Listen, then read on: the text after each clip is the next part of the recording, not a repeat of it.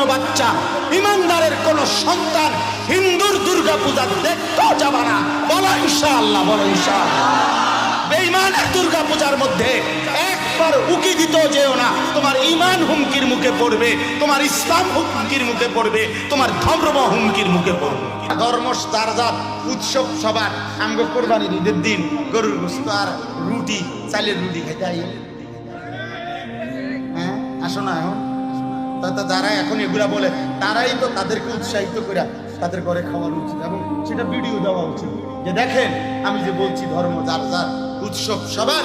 অতএব আজকের এই ঈদুল আজহার কোরবানির দিনে আমি 30 জন হিন্দুকে আপনাদের আশীর্বাদে আমি নিজে বসে থেকে গরুর গোশত ও রুটি খাইয়েছি।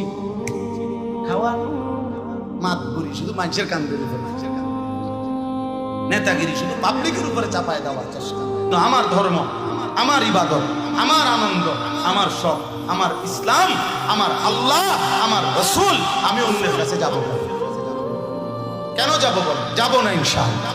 বলেন ইনশাআল্লাহ, সবাই বলেন ইনশাআল্লাহ। আল্লাহ আমাদেরকে তৌফিক দান। পরিষ্কার বললাম, কোন আমরা কারো উপরে আমরা আঘাত করব না, কারো উপরে আমরা জুলুমও করব না।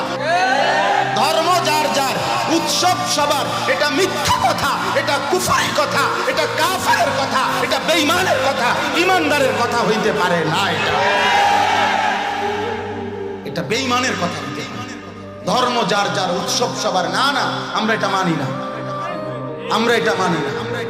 আমার ধর্ম, আমার ইবাদত। আমাদের ধর্মে কোনো আলাদা উৎসব নেই। রমজানের ঈদ এটা উৎসব, তাইলে আমরা 2 রাকাত নামাজ পড়ি কেন আলাদা?